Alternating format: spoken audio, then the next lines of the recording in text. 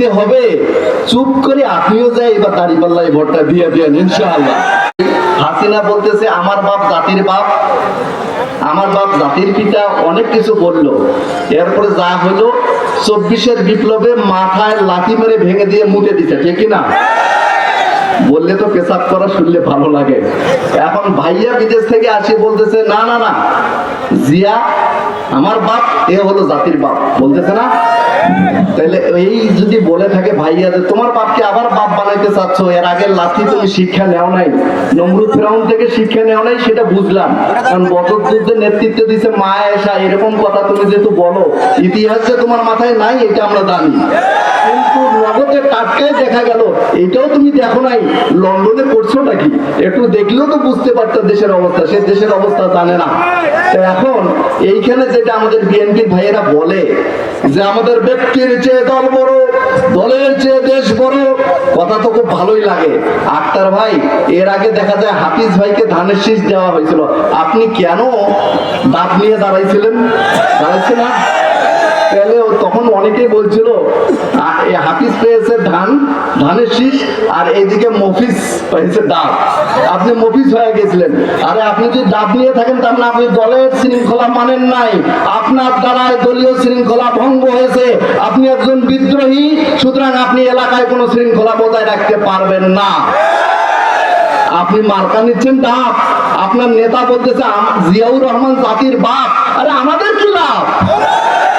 ওরা আরো যেটা করছে, ওইখানে ছিল মিয়ার বাজার, ভাই এমপি হয়ে ওইটাকে বানাইছে আক্তারের বাজার। এই হলো পার্থক্য, উন্নতি করেছে এইভাবে। আসলে আক্তার ভাই তো আমার খুব আপন ভাই, আপনারা হয়তো জানেন না, আমার দাদা আর আক্তার ভাইয়ের দাদি দুইজনে আপন ভাই বোন। তাহলে আমি আক্তার ভাইয়ের বিপক্ষে আজকে দাঁড়াচ্ছি এই কারণে যে আপনি দলীয় শৃঙ্খলা ভঙ্গ করেছেন। তার পাশাপাশি তিনি বলছেন যে না, আমার সেন্ট্রাল সেবার বুঝতে পারে নাই, যোগ্য নেতা তারা চেনে নাই। তার মানে বোঝা যাচ্ছে আপনার সেন্ট্রাল এমন অযোগ্য, যোগ্য লোককে তারা চেনে না। এরকম অযোগ্য সেন্ট্রাল দিয়ে দেশ পরিচালনা করা সম্ভব নয়। আবার এ কথাও বলে যে সেবার টাকা দিয়ে দিয়ে হাফিজকে নমিনেশনটা দিয়েছে। তাহলে আমাদের তো সন্দেহ হয় ভাইয়া, এবার মনে আপনিও টাকা দিয়েই নিয়ে আসছেন। সুতরাং গোপন রুমে যেহেতু ভোট দিতে হবে, চুপ করে আপনিও যাই এবার দাঁড়িপাল্লায় ভোটটা দিয়ে দেন ইনশাআল্লাহ।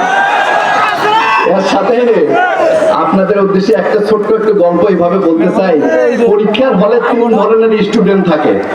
3 ধরনের মধ্যে একটা থাকে নকল বাড়ি থেকে কাটিয়ে নিয়ে আসে, অথবা হাতে নকল নিয়ে আসে, কাগজে নিয়ে আসে, এসে চুপ করে নকল করে পরীক্ষা হলে পরীক্ষা দেয়।